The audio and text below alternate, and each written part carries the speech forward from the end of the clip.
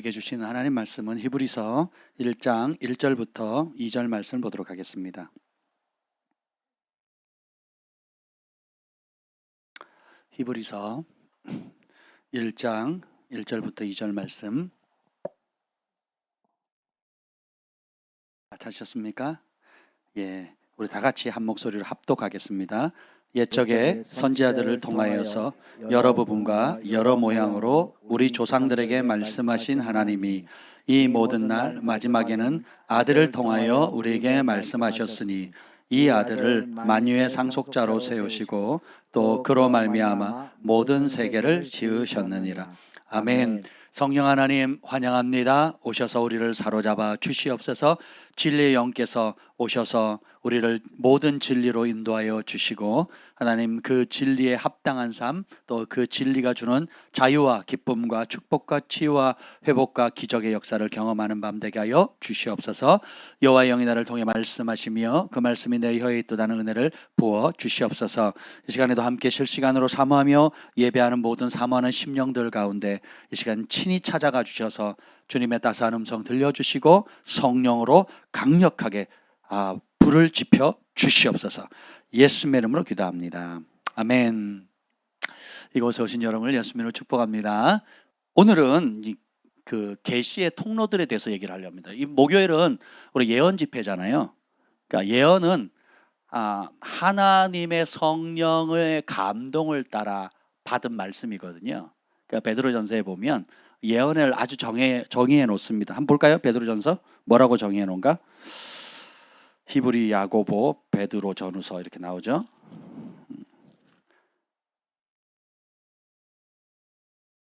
베드로 후서 있나요? 후서 1장 있나 보다. 베드로 후서 1장 21절.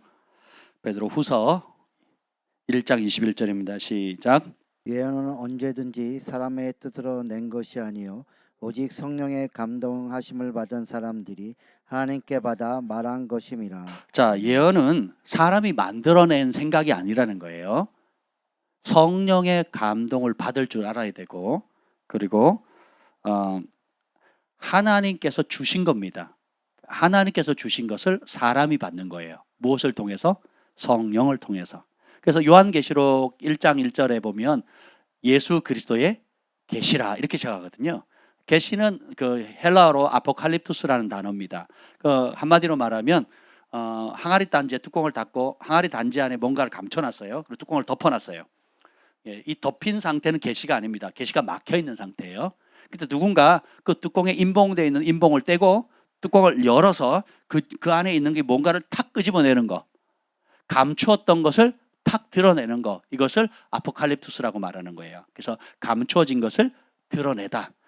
그러면 어떤 것이냐? 하나님의 마음속에 있는 하나님의 비밀한 것을, 그 감추어뒀던 것을 성령께서 다 아세요. 그래서 우리에게 그것을 드러내 주시는 거, 이게 계시입니다. 이해가 되셨죠? 그래서 이 계시를 조금 더 보면 여기 마태복음 13장 11절에 보면 천국의 비밀을 아는 것이 너희에게 허락되었으나 그들에게는 아니 되었다 하면서 마태복음 11장 27절 한번 보겠습니다. 11장 27절.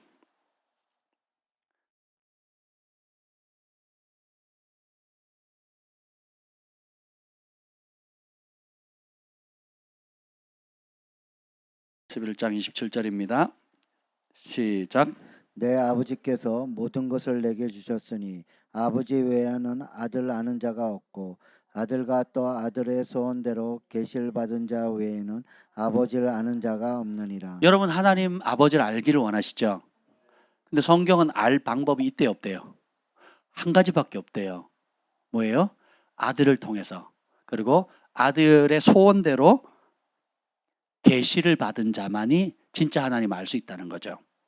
왜 교회는 많은데 또 직분자들도 많고 또 한국같이 헌신된 분들이 많음에도 불구하고 하나님을 알지 못할까요? 답이 나와 있잖아요. 하나님을 아는 방법은 뭐밖에 없대요?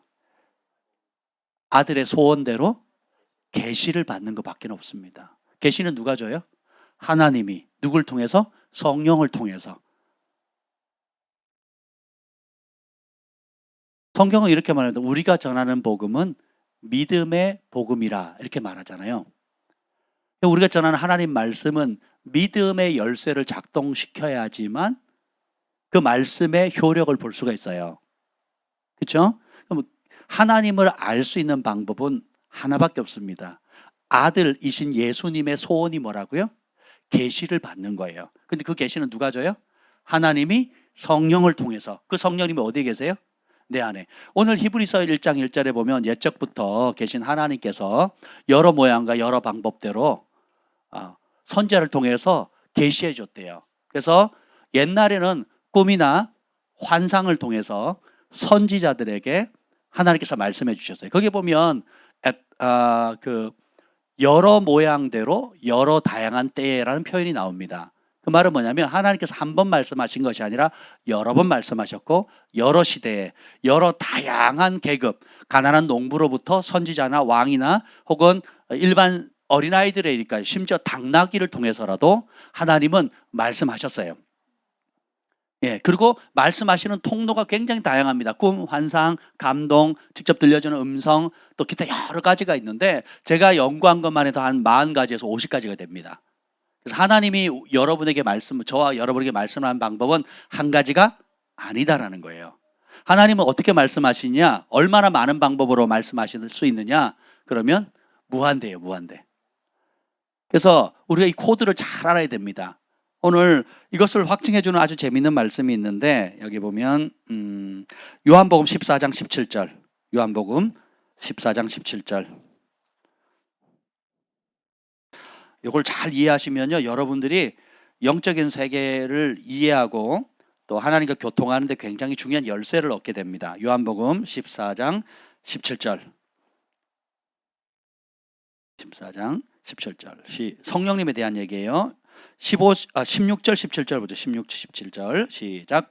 내가 아버지께 구하겠으니 그가 또 다른 보혜사를 너에게 주사 영원토록 너희와 함께 있게 하시리니 그는 진리의 영이라 세상은 능히 그를 받지 못하나니 이는 그를 보지도 못하고 알지도 못함이라. 그러나 너희는 그를 아나니 그는 너희와 함께 거하시며 또 너희 속에 계시겠음이라. 아멘. 아들의 소원은 예수님, 하나님의 아들이신 예수님의 소원은 하나님의 백성이 계시의 세계를 아는 거예요. 그래서 하나님이 성령을 통해서 주시는 계시를 받기를 원하는 거거든요. 왜냐하면 그 영적인 계시를 통해서만 누구를 알 수 있어요? 하나님 알 수가 있죠. 그래서 예수님의 최고의 업적은 십자가에 달리신 게 아니에요. 그건 출발점이고 십자가는 문을 여는 거고요. 구원의 문을 여는 거고 궁극적으로 예수님이 우리에게 주신 최고의 선물은 예수님의 영입니다. 하나님의 성령의 부활의 영입니다. 왜 그것이 중요하냐? 그분이 들어오시면 그분은 진리의 영이에요.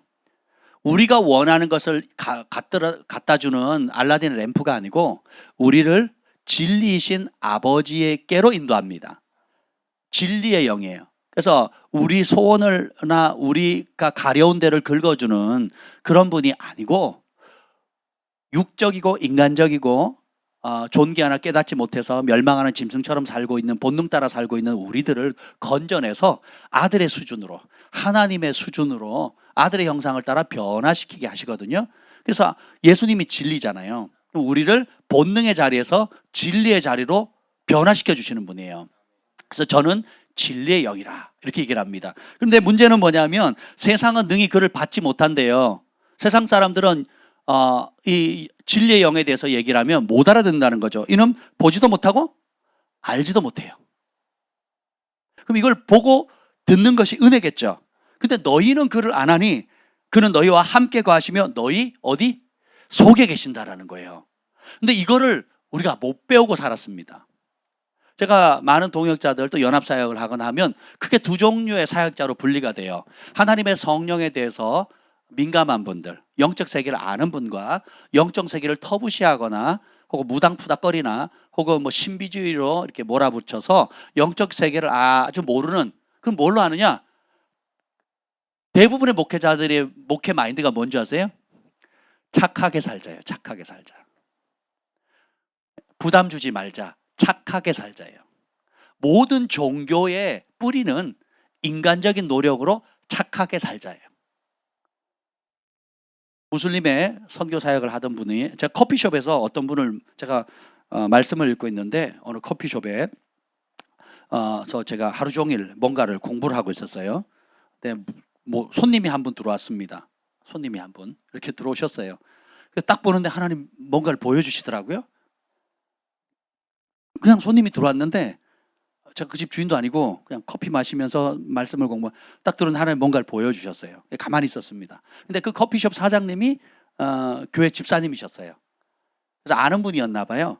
그래서 같이 만나기로 해서 한 서너 명의 사람들과 함께 옆 테이블에 앉았습니다. 그래서 저는 제 공부를 했어요. 하고 있는데 그 집사님이 저를 아시니까 소개를 해주는 겁니다. 무슬림권에서 사역하고 오신 선교사님이라고. 그래서 제가 바로 예언을 했어요. 그 자리에서. 선교사님, 제가 이런 그림이 보입니다. 화산이 터져 있고, 그다음 생명체가 그 화산으로 다 죽었습니다. 그런데 그곳에 온천이 생겼네요. 그 온천에 김이 이렇게 무럭무럭 나는데, 하면서 제가 설명을 쭉 했습니다. 선교사님의 사역이 굉장히 낙담하고 좌절하고 아무 열매도 없는 그런 사역이었습니다. 그런데 하나님께서 그 온천이 치유하는 것처럼 선교사님을 통해서 치유의 역사들을 일으키고 계시는데, 그 치유를 통해서 많은 사람들이 주께로 돌아올 겁니다. 이렇게 얘기를 했어요. 그때 그 선교사님이 깜짝 놀라는 거예요. 뭐라 그런지 아세요? 제가 무슬림권에서 정확히 기억은 안 나는데 한 15년인가? 굉장히 오랫동안 사역을 했대요. 무슬림권에서 어떤 사역을 했냐? 학교 지어주고 병원 지어주고 구제사역, 가난한 사람도 없고 했대요. 그런데 그렇게 십몇 년을 자신의 젊음을 싱글로 20대와 30대를 다 들여가지고 십몇 년을 지냈는데 세 사람 구원했대요. 세 사람. 물론 한 영혼이 천하보다 귀해서 내가 그 한 영혼을 위해서라도 하겠지만 이거는 뭔가 잘못됐다는 걸 느꼈다는 거죠. 그런데 이분이 재밌는 얘기를 합니다. 이런 사역의 패턴으로는 무슬림권에서 안 먹힌다는 거예요. 왜 그러냐면 왜 전도를 예수님을 안 믿냐 그러면은, 일단 무슬림은 개인 개종이 어렵거든요. 집단 개종을 해야지만 되는 거예요. 개인 하면 가족들이 명예살인해가 죽여버리고 마을 사람들이 죽여버리고 막 불태워버리고 막 그런단 말이에요. 지금도 학교에서 가르치는 무슬림은 다 가짜입니다. 그래서 왜 예수님을 안 믿냐고 이렇게 얘기를 하면 이렇게 얘기를 한대요. 무슬림들이 뭐라 그러는지 아세요? 재밌는 얘기를 합니다. 우리는 기독교가 사악하다고 배웁니다. 나쁜 종교라고 배웁니다. 근데 선교사님은 달라요. 선교사님은 착하고 우리를 위해서 먹을 것도 주시고 학교도 지어주고 병원도 지어주셨는데 뭐라 그런지 아세요? 고맙습니다. 그런데 그거는 우리 이맘들도 합니다. 이맘이 뭔지 아세요? 무슬림의 지도자들, 우리 무슬림의 목사님 같은 분들이에요. 우리 이맘들도 하고 우리 무슬림 사람들은 더 잘합니다. 그래요. 서양 크리스찬 선교사들이 나쁜 이미지를 가지고 있는데 한국에서 오신 선교사님은 그런 분들과 다르게 착하고 헌신적이라는 걸 압니다. 그러나 선교사님이 하는 그런 착한 일은 저희도 다 합니다. 충격을 빡 받은 거예요. 결혼도 안 하고 20대와 30대를 선교지에서 그렇게 오래 훈련을 받고 했는데 열매가 3명이에요. 3명. 그 말은 뭐냐? 예수님이 가르쳐주신 방식대로 복음을 전하지 않았다라는 거예요. 좀 착하게 해주면. 물론 이런 게 먹히는 나라도 있습니다. 또 이런 게 잘 통하는 나라도 있어요. 근데 무슬림 지역은 안 통한다니까요. 그런데 그럼 어떻게 할까 고민하고 있는데 어느 날 한 학생이 공부하러 왔대요. 가르치는데 너 왜 몇 주간 안 왔냐 그랬더니 아팠어요. 지금도 아파요. 그러는 거예요. 그래? 그러면 기도하자. 내가 기도해 줄게. 기도 받을래? 네 하고 기도를 했는데 나아버린 거예요. 그랬더니 엄마가 찾아온 거예요. 엄마가 찾아와가지고는 우리 아이가 병원 가도 못 고쳤는데 어떻게 나왔냐고. 그래서 예수님이 고치신다고. 나도 어디 아픈데 좀 기도 좀 해달라고. 그러냐고 기도했대요. 엄마도 나와버린 거예요. 그래서 자식이 낳고 엄마가 나니까 그 가족 전체가 통째로 예수님께 돌아오더래요. 그게 소문 나니까 사람들이 어떻게 해요? 오는 거죠. 그래서 이제는 내가 이전에 했던 그냥 그저 착하게 하는 사역이 아니라 예수님이 하신 사역 그대로 티칭, 프리칭, 힐링 가르치고 선포하고 치유하는 사역들, 이제는 성령을 환영하고 성령의 능력으로 나의 착함이나 나의 노력을 하는데 멈추는 것이 아니라 하나님의 영으로 하나님의 능력을 힘입어서 하는 사역을 하겠다고. 그래서 지금 지난 10몇 년 동안 했던 것과는 비교도 안 되는 엄청난 기회의 문들이 열리고 많은 사람들이 주께로 돌아온다는 거예요. 그래서 저도 굉장히 위로를 받았습니다. 이런 것이 여러분이 영적인 세계를 알지 못하면, 자 보세요. 제가 그분을 알았나요? 본 적 있어요? 없어요? 없어요. 처음 만나는 거. 어디서 만났어요? 교회에서 만났어요? 카페에서 만났어요? 일반 카페예요. 기독교 카페도 아니에요. 그냥 일반 카페예요. 그냥 일반 카페인데도 불구하고 하나님이 그런 역사를 하신다고요. 예수님이 회당에서 많이 병을 고치셨어요? 길거리에서 많이 고치셨어요? 길거리에서 많이 고치셨거든요. 그래서 정말 우리가 성령의 인도함을 받게 되면 우리의 삶은 완전히 달라지는 거거든요. 근데 세상은 이거 알아요, 몰라요? 문제는 교회 안에 있는 많은 신앙생활을 모태신앙이 됐건 뭐 30년, 40년을 해도 이 세계를 모르는 사람이 허다합니다. 오히려 하나님의 성령이 역사하면 방해를 해요. 하나님의 성령이 역사하면 이상한 걸로 치부합니다. 그걸 막 찬물을 막 끼얹어 버립니다. 그 사람은 아직 하나님의 영에 대해서 잘 모르는 사람이에요. 남자 화장실에 가면 이런 말씀이 붙어 있습니다. 무릇 하나님의 영으로 인도함을 받는 그들이 곧 하나님의 자녀니라. 여러분, 하나님 자녀입니까? 뭘로 증명합니까? 성경은 하나님의 영으로 인도함 받는다고 그랬죠. 그런데 교회를 다니는데 하나님의 영이 뭔지를 모르면 그 사람은 헛질하고 있는 거예요. 헛질. 잘못된 방향으로 가고 있는 거예요. 오늘 여기 예수님께서 말씀하시는 것처럼 이 계시의 세계를 얘기하자면 끝도 없는데요. 바울이 그 이후에도 보면 계시를 따라 로마로 예루살렘에 올라가기도 하고, 바울이 가르치는 모든 것은 그 12 제자들한테 배운 게 아니에요. 에베소서 3장 3절에 보면 곧 계시로 내게 비밀을 알게 하신 것은 내가 먼저 간단히 기록함과 같으니 그것을 읽으면 내가 그리스도의 비밀을 깨달은 것을 너희가 알 수 있으리라. 예수님에 대해서 바울이 직접 만나기도 했지만 그가 모든 가르침을 받았다는 것은 성령께서 주시는 계시로 받았다는 거예요. 이 계시는 새로운 성경을 쓰진 않습니다. 성경은 닫힌 책이에요. 이것으로 충분해요. 사람이 구원받고 또 하나님의 뜻을, 하나님의 계획을 알기에 이 66권의 성경은 충분한 책입니다. 그러면 지금 이 시간 우리가 계시를 받는다고 하는 이것은 뭐냐면, 이 이미 기록된 하나님의 말씀을 오늘 우리의 삶에 2023년을 살고 있는 오늘 우리에게 적용할 수 있도록, 이 말씀대로 살 수 있도록 주님께서 성령께서 도와주시는 말씀이에요. 그래서 이 계시의 가장 궁극적인 목적은 뭐냐면, 점치는 것도 아니고 예언하는 것도 아니고 예수님이 누군지를 배워가는 겁니다. 하나님의 마음이 어떠한지를 배워가는 거예요. 무당과 기독교 예언의 가장 큰 차이는 뭐냐? 무당은 사람이 원하는 것을 알려줍니다. 어둠의 영을 통해서 사람들의 욕심, 사람들의 두려움, 사람들의 원하는 바를 맞춰줘요. 근데 하나님의 참 종과 예언자들, 선지자들, 그리고 하나님의 성령을 받은 우리 그리스도인들이 건강하게 예언하는 사람들의 가장 큰 차이는 뭐냐? 우리는 사람이 원하는 것에 초점을 맞추는 것이 아니라 우리 안에 계신 성령이 진리의 영이잖아요. 우리 모두를 진리의 영이신 그분의 도움을 받아서 진리이신 예수님께로 인도하는 거예요. 예수님의 성품, 예수님이 어떤 분인지, 그리고 예수님의 능력, 예수님께서 하신 말씀을 깨닫도록 해주는 거예요. 그래서 그분이 우리를 향하신 어떤 부르심을 주셨는지, 어떤 은사를 주셨는지, 또 어떤 계획을 가지고 계시는지, 그리고 앞으로 어떻게 사용하기를 원하시는지에 대해서 아주 섬세하게 알려주시는 거거든요. 그래서 여러분들은 그런 계시의 은혜를 사모해야 되지 않겠습니까? 더욱 사모하시기를 축복합니다. 아멘.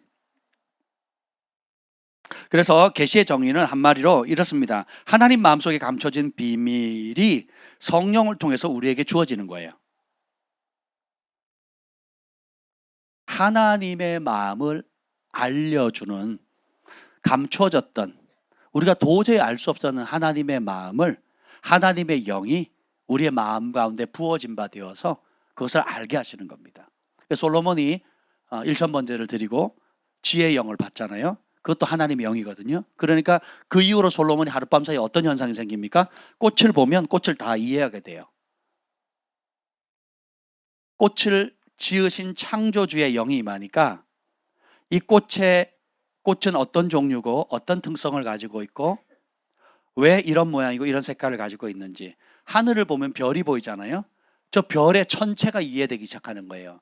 바다를 보면 해양 세계가 어떤지, 거기에 나오는 물고기 종류들이나 이런 것들을 다 이해가 되는 거예요. 인간을 보면요, 인간이 왜 태어났고 인간이 왜 고난받고 인간의 의미는 무엇이고 어떻게 살아야 행복하고 어떻게 살면 불행해지는지, 그래서 인간의 참된 목적이 무엇인지가 그냥 이해되어지는 거예요. 이런 모든 것이 뭐예요? 무엇을 보든 어떤 일을 하든 뭐예요? 그 일과 사물과 사람을 향한 하나님의 계획, 하나님의 뜻, 하나님이 원래 창조하신 목적, 그리고 하나님 그걸 통해서 하실 일들이 알아지는 거예요. 일반 점치는 사람들은 다음번 대통령이 누가 될 건지, 그래야 우리 사업에 어디에 투자할지, 주식을 어디다 투자할지 계산을 하는 거거든요. 그걸 맞추면 용하다 그럽니다. 근데 하나님의 영은 그런 차원이 아니에요. 그건 잠깐 있는 거. 대통령도 바뀔 거고 정권도 또 바뀔 거고 물질도 있다가 없어질 거고 있다가도 없다가도 있는 거잖아요.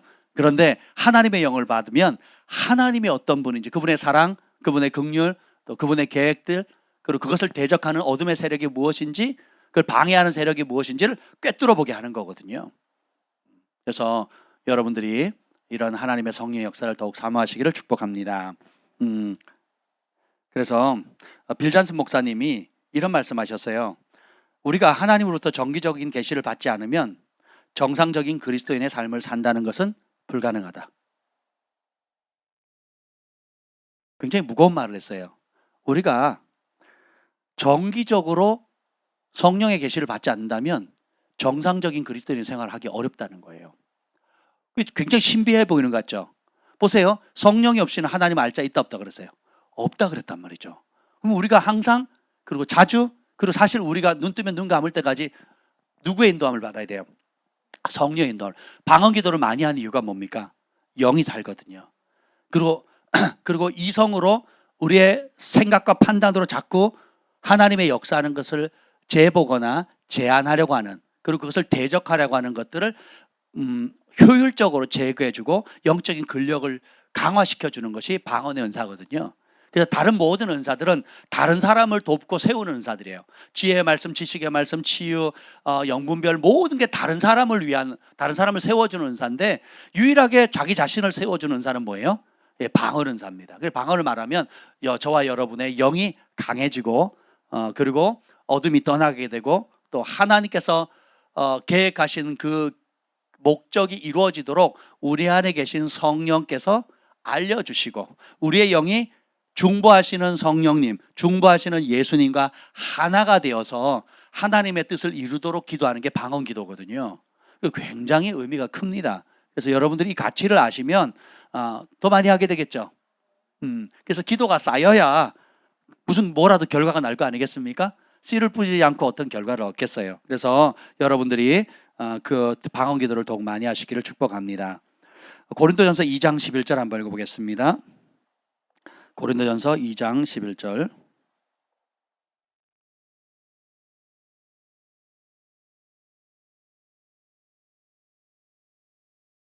찾으셨으면 한번 읽어보시겠습니다.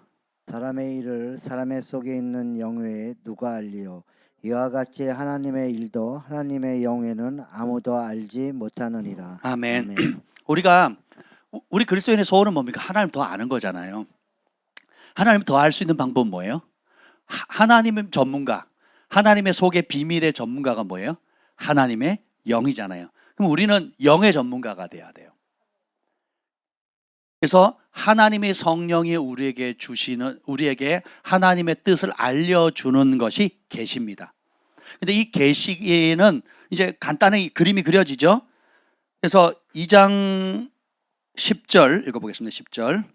오직 하나님이 성령으로 이것을 우리에게 보이셨으니. 아멘. 하나님의 비밀한 것을 사모하시죠. 아멘. 근데 그걸 볼 수 있대요. 근데 한 가지 방법밖에 없어요. 그걸 볼 수 있는 한 가지 방법이 뭐예요? 성령으로 보여주신다는 거. 우리가 말씀을 읽은데 여러분 그런 얘기 많이 하죠. 검은 거는 그리고 하얀 거는 뭐 이런 느낌 있잖아요. 근데 어느 날 성령께서 역사하시면 이 말씀이 살아서 나에게 부딪히고 그리고 믿겨지고 행하는 그대로 현실로 나타나잖아요. 회개하니까 천국이 언제 이루어져요? 지금 이루어지는 것을 경험하게 되는 거예요. 그게 성령의 역사거든요. 성령께서 우리의 마음에 어두운 마음에 빛을 비추시고 그리고 깨닫게 해주시고 그리고 믿음의 역사를 이루게 하셔서 대가를 지불하고 순종할 수 있는 용기와 담대함을 주시고 그래서 손해볼지라도 이해되지 않을지라도 믿고 행할 수 있는 담대함을 주시잖아요. 그럼 그 결과 어떻게 돼요? 하늘이 열리고 기적이 일어나는 겁니다. 근데 육의 본능에 민감한 사람 받을 수도 없고 성령을 의지하는 사람만 받을 수 있는 겁니다. 그래서 잠언 25장 2절에 보면 이를 숨기는 것은 하나님의 영화요 이를 살피는 것은 왕의 영화니라. 이 말은 뭐냐면 하나님의 영광은 감추는 데 있대요. 우리 어릴 때 하는 보물찾기. 보물찾기처럼 선생님들은 보물을 숨기고 아이들은 어떻게 해요? 찾잖아요. 그러면 찾는 즐거움이 크죠? 그죠? 선생님이 숨길 때 아예 못 찾을 자리에 숨겨요? 아니면 좀 찾기 쉬운 데 넣어요? 왜요? 찾으라고. 찾으면 뭐예요? 선물을 주거든. 1등, 2등, 3등부터 7등까지 다 있잖아요. 저는 잘해야 뭐 연필이나 노트밖에 못 받았는데 뭐 1등 찾는 놈은 아주 큰 선물을 받잖아요. 그렇죠? 네, 그런 것처럼 그러면 누가 찾을까요? 누가 더 열심히 찾을까요? 원하는 만큼이에요. 나는 없어도 돼 하는 사람 안 찾습니다. 근데 나는 이게 간절해. 이거 없으면 난 이걸 이번에 노트를 타야 다음 한 학기를 살 수가 있어. 이런 사람은 어떻게 찾겠어요? 심령이 가난한 자는 복이 있나니. 가난하고 절박하면 저는요 아주 쑥맥이라 보물찾기를 하면 거의 못 찾아서 하나 두 개밖에 못 찾아. 어떤 애는 막 10개 20개도 찾는데 저는 하나 두 개도 못 찾으니까 친구들이 많이 찾은 애들 두세 개 줬어요. 얻어 타가지고 뭐 연필이나 볼펜 타고 뭐 이랬던 기억이 나는데 나중에 알았어요. 이 머리가 비상한 놈들은 선생님들이 보통 소풍하러 올라갈 때 나무나 뭐 이러다 숨기잖아요. 일단 누가 그것을 담당하시는 선생님이 누군지를 먼저 파악하더라고 이놈들이. 그래서 그 선생님을 뒤로 쫓아가는 거예요. 그리고 보물찾기 시간은 맨 마지막 시간이죠 보통. 얘는 안 그래요. 어떻게 하냐면 선생님이 딱 놓는 순간 못 본 척하고 쓱 가서 그냥 끄집어내요. 이렇게 펼쳐보고 1, 2등 좋은 거는 자기가 다 챙기는 겁니다. 그만큼 절박한 거죠. 머리를 잘 쓰는 거예요. 하나님께서 천지 만물을 지으셨습니다. 우리를 향한 뜻을 계획 가지고 계셔요. 크고 원대한 계획을 가지고 계세요. 그리고 이런 하나님의 계획을 알려주는데 이걸 진짜 믿는 사람, 안 믿는 사람. 그러니까 믿기는 믿는데 여기에 목숨을 건 사람 아니면 그렇게 난 다급하지 않아요. 그러니까 굳이 꼭 하나님 내가 적당히 할 테니까 하나님도 나한테 적당히 관심을 주세요. 나도 생각이 있걸랑요. 나도 계획이 있걸랑요. 그러니까 나도 하나님 너무 안 괴롭힐 테니까 하나님도 저를 괴롭히지 마세요 하면서 양다리를 걸치고 살아가는 사람이 허다하다라는 겁니다. 그러면 누구에게 큰 계시를 줄까요? 간절히 목숨처럼 이게 아니면 나는 못 산다 하는 사람. 그래서 하나님은 똑똑한 사람, 탁월한 사람 쓰는 게 아니라 절박한 사람, 가난한 사람, 갈급한 사람, 순종하는 사람에게 계시를 부어주는 거예요. 그래서 이 계시의 크기도 결국은 뭐예요? 하나님을 향한 갈망의 크기와 사랑의 크기입니다. 하나님을 더 알고 싶은 분, 더 알기를 원하는 분, 그러면 그런 분에게 주는 거예요. 인생의 목적 자체가 하나님을 경험하고 하나님을 알고 하나님의 축복의 통로가 되고 이 땅에 하나님의 영광을 나타내는 통로가 되기를 사모하는 사람인 겁니다.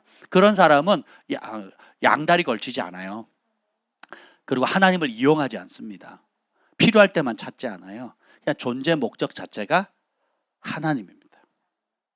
그리고 이후에 주님이 내가 속히 오리라 각자가 행한 대로 줄 상이 있어. 하나님 우리에게 뭘 주신대요? 상 주시거든요. 그래서 이 땅의 상도 귀하지만 나는 다시 오실 예수님이 주실 그 영원한 상을 바라보고 달려가겠습니다. 이걸 깨달으면 여러분 인생은 그냥 복 터지는 겁니다. 근데 이걸 못 깨달으면 어떻게 해요? 세상의 것이 커 보이거든요. 그리고 영적인 것은 관심이 없어요. 그냥 단장 눈에 보이고 손에 잡히고 그리고 편안하고 안락한 것에 익숙해지는 거죠. 근데 이것을 알게 되면 밭에 감추인 보화를 발견한 사람처럼 발견하니까 어떻게 돼요? 전 재산을 팔죠. 전부를 겁니다. 극상품의 진주를 발견한 상인처럼 어떻게 해요? 얼마를 걸어요? 전부를 걸게 되는 거예요. 이게 정상입니다. 우리는 뜨뜻미지근하게 살 수가 없어요. 뜨겁든지 차갑든지.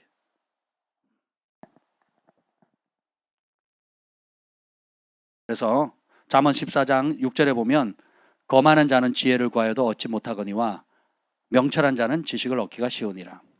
거만한 자는 지혜를 구하여도 얻지 못한대요. 거만한 사람이 어떤 사람이냐? 거만한 사람 중에 착한 사람이 많아요. 한국 사람들은 좀 이상한 것 같아요. 두 가지만 있으면 사람 대우를 하는 것 같아요. 착하거나 인정이 많으면 돼요. 착하고 인정 많으면 좋은 사람이라고 얘기를 합니다. 저 어릴 때 그렇게 들었고 지금도 그렇습니다. 그래서 이런 기준에 보면 한국 사람은 전 세계 어느 민족보다 착해요. 정이 많습니다. 그리고 누가 밥 달라 그러면 주고 길거리 가는 사람도 뭐 달라고 하면 다 주잖아요. 음식도 넉넉히 하잖아요. 식당에 가도 뭐 반찬 리필하면 일본에서 돈 달라 그러고 미국도 그러고 딴 데 가면 더 달라 그러면 다 돈을 더 받습니다. 근데 우리 한국은 어지간하면 밥 한 공기 더 달라면 그냥 어지간하면 주잖아요. 뭐 1,000원이라고 써 있어도 아유 그냥 주세요 그러면 그냥 주죠. 단 거를 아예 그냥 막 먹으라 그러고. 그렇죠? 그러니까 착하고 정이 많으면 의로운 사람이라고 생각하는 거예요. 그게 속임입니다. 그러면 거만한 사람은 어떤 사람이냐? 이런 사람이에요. 하나님의 말씀보다 내 생각이 더 낫다고 행동하는 사람이에요. 기준이 하나님 말씀이 아닌 거예요. 세상에 착한데 그리고 도와달라면 잘 도와주고 보통 사람들이 못하는 어려운 일도 비가 와도 뭐 또 아주 손대기 어려운 더러운 일도 뭐 쓰레기 치우는 거라든지 막 뭐 화장실 막힌 거 뭐 뚫는 거라든지 이런 것도 막 남의 집이 남의 일인데도 와서 막 도와주겠다고. 저랑 같이 조기 축구하는 어떤 할아버지도 계시거든요. 그 자동차 메카닉이었는데 그걸로 집을 사신 분인데 교회에 어려운 일 있으면 언제든지 와서 얘기하래요. 도와주시겠대요. 진짜로. 그 목사님. 저는 그게 필요한 게 아니고 저는 도와주는 스킬이 필요한 게 아니라 우리 어르신이 오셨으면 좋겠습니다. 그건 말고 교회에 뭐 어려운 일이 있으면 내가 다 고쳐주겠다는 거예요. 그래서 저는 교회를 고쳐줄 사람이 필요한 게 아니고 우리 어르신이 필요하다고요. 그건 안 된대요. 한 집에 두 종교가 있으면 망한다는 거예요. 보세요. 이 착함이 사람에겐 감동을 줄지 몰라도 그 착함 때문에 하나님을 대적하고 우리에게 유일하게 죄로부터 건질 수 있는 구원의 길 예수님을 거절하는 가장 큰 이유가 됩니다. 이게 거만한 사람이에요. 근데 이런 게 한두 가지가 아닙니다. 나름 괜찮고 나름 의리 있고 나름 자타가 인정하는 인정받는 의로운 삶을 산다 할지라도 예수님을 거부하고 하나님이 정하신 진리를 거부한다면 내 생각이 더 뛰어나다고 인정하는 거거든요. 그러면 그 사람은 하나님 보시기에 거만한 사람인 거예요. 거만한 사람은 잠언 14장 6절에 지혜를 구하여도 얻지 못한대요. 썩어질 지혜를 구하는 거죠. 영원한 지혜를 얻지 못합니다. 그런데 명철한 자는 지식을 얻는. 명철한 자는 뭐예요? 여호와를 경외하는 자거든요. 하나님의 길이 내 길보다 높다라고 인정하는 거예요. 이해가 될 때만 순종하는 것이 아니라 하나님의 말씀이 이해가 되지 않아도 그분을 신뢰하기 때문에 믿고 가는 사람. 아멘. 이 사람은 겸손한 사람이고 하나님 보시기에 의롭고 명철한 사람이에요. 그러면 이 사람은 하늘의 지혜를 받을 수 있는 사람이에요. 그래서 여호와를 경외하는 마음은 악을 미워하는 거라 그랬죠. 여호와를 경외하는 사람 악에서 떠난다 그랬거든요. 경외하면 여호와를 경외한다는 것은 하나님의 말씀이 우리 삶의 기준이 됐다라는 거예요. 다른 기준을 버렸다는 거예요. 가정교육 기준 버리는 겁니다. 경상도 전라도 스타일 버리는 겁니다. 내가 배운 학식들 버리는 거예요. 오로지 내 삶의 유일한 절대 기준이 뭐예요? 하나님의 말씀이라는 거예요. 그 중에서도 우리 주 예수 그리스도의 복음이라는 겁니다. 아멘. 그럼 그 사람은 지혜롭게 되는 거예요. 그래서 이 계시도 주는 혜택이, 여러분이 치유에 대한 계시를 받은 사람과 못 받은 사람의 차이가 뭔지 아세요? 똑같이 교회를 다니는데 우리 예수님은 치유하시는 분이다. 2000년 전에만 치유하신 게 아니라 오늘도 치유하신다. 그리고 따릅시다. 나를 통해서, 내 손을 통해서, 내 입술의 선포를 통해서 기적을 행하신다. 이걸 믿으면 어떻게 돼요? 치유의 통로가 되는 거예요. 근데 안 믿으면 어떻게 돼요? 치우기도 하겠어요, 안 하겠어요? 하나님 치유할 걸 기대해요, 안 해요? 아프면 어디 갈까요? 저희 교회에 약을 매달 30만 원치 먹는 사람이 끊었어요. 고지혈증, 고혈압, 당뇨, 분노조절장애. 이분이 이 앞에 계십니다. 병원에서는 의사 선생님이 그 약 끊으면 당신 죽어요 하고 막 화를 냈었어요. 그 의사 선생님이 화를 낼 정도로 했지만 저는 그래도 하나님의 말씀을 믿습니다 하고 30만 원 세이브했잖아요. 벌써 그게 얼마예요? 지금 5년째예요? 몇 년째예요? 6년째. 30만 원 곱하기 12 곱하기 6 하면 얼마예요? 36, 18 곱하기 16 하면 그 돈이면 집을 한 채 사겠네요, 진짜. 그죠? 그 치유에 대한 계시가 임하니까 그렇고요. 또 그것은 내가 내가 받기만 해도 행복한데 오히려 예수님처럼 예수님의 12제자들이 똑같이 기적을 행하죠. 치유하죠. 70인들도 똑같이 행하죠. 오순절날 120명이 성령 받은 사람도 똑같이 행하죠. 그 외에 초대교회 성령 받은 모든 흑색인 백색인 한것 없이 예수님을 받은 성령 받은 모든 사람이 예수님처럼 치유하잖아요. 그럼 내 손은 뭐 하는 손이에요? 치유하는 손이에요. 그래서 이 귀한 분의 와이프 되시는 분께서 어머니를 향해서 이렇게 얘기했습니다. 어머니, 예수님께서 그가 채찍에 맞음으로 우리가 나음을 입었다고 했어요. 예수님 2000 전에 십자가에 채찍에 말려 죽으심으로 인해서 우리의 엄마의 모든 질병과 아픔과 고통을 다 짊어가셔서 다 지불하셨어요. 그러니까 엄마는 예수님께서 고쳐주십니다 하고 선포를 했어요. 어머니가 녹내장이셨거든요. 2년 안에 실명하신다 그랬어요. 그랬는데 그 선포하고 왔는데 병원 가서 체크를 했는데 6가지를 검사를 했는데 완치 판정이 났어요. 그리고 시력이 2.0이에요. 69세 할머니 시력이 2.0입니다. 저희 교회 2.0인 분들이 꽤 있더라고요. 저는 제 평생의 최고 시력이 1.5였거든요. 지금 1.0도 잘 안 될 겁니다. 조금 더 떨어졌는데 뭐 1.0에서 왔다 갔다 했거든요, 평생. 이야, 2.0이면 어디까지 보이는 거예요? 달도 보이나요? 달에 있는 토끼가 보이나요? 한번 생각해 보세요, 여러분. 이야, 똑같이 교회 다니는데 그냥 아프면 포기하는 사람, 아프면 들어놓으면서 아프다고 교회 안 하고, 아프다고 뭘 안 하고, 아프다고 그냥 아픈 게 다 정당한 사유가 되는 사람이 있고, 그 아픔이 불법이다라는 계시를 받은 사람이 있어요. 성령의 도우심으로. 똑같은 책 읽고 똑같이 예배 드리는데 어떤 사람은 질병이 살다 보면 사람이 늙으면 병들고 병들어서 죽는 거지, 이걸 당연하게 받는 사람이 있고, 나는 평생 건강하게 살다가 부르심을 이루고 건강하게 모세가 죽기 전에 120살 때 하나님 부름 받기 전에 눈이 밝았다 그랬거든요. 온몸이 다 건강했어요. 전장에 나갈 정도로. 그렇죠? 그게 정상적인 복이에요. 케네스 에겐 목사님이 그걸 믿었거든요. 병들어서 죽는다는 것은 과학이나 의학이 말하는 거고 하나님의 말씀은 그렇지 않다라는 거예요. 그래서 그래서 여러분 제일 큰 축복이 뭔지 아세요? 저는 그렇게 기도합니다. 그냥 자다가 죽는 거예요.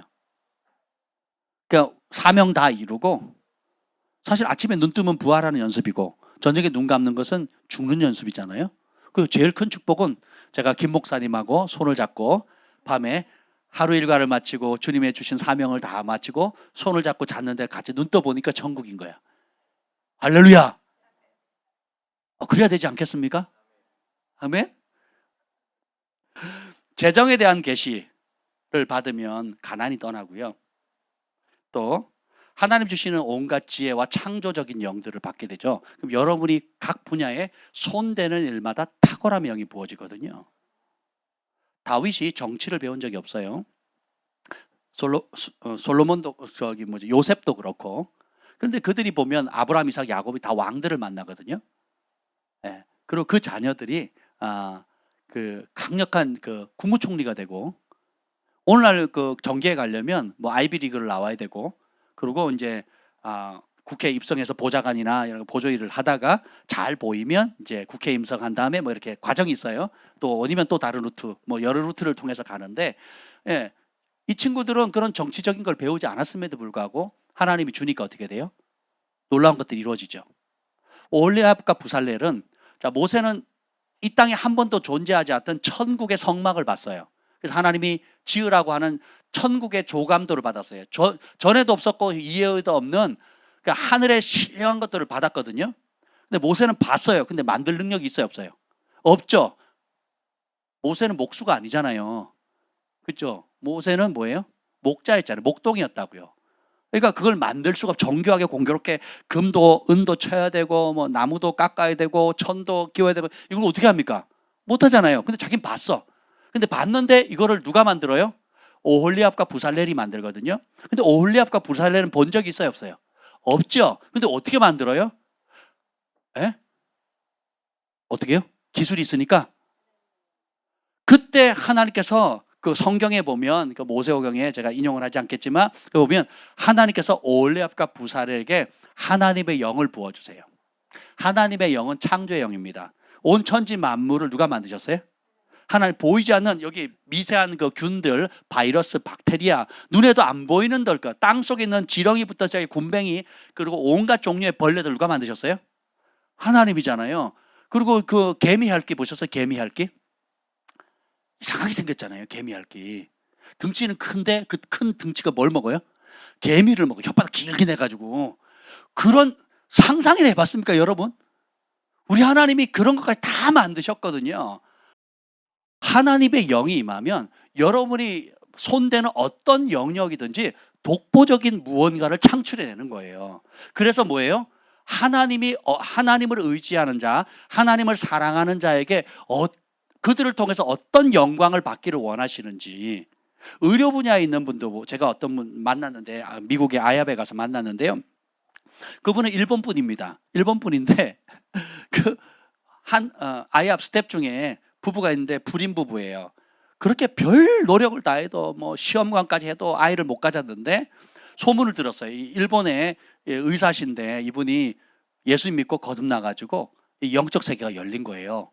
그래가지고 의료 분야에 아직 한 번도 적용하지 않은, 책에도 안 나오고 기록도 안 돼 있는, 아예 의료 분야에 없는 시술법을 하는데, 그걸 어떻게 하느냐?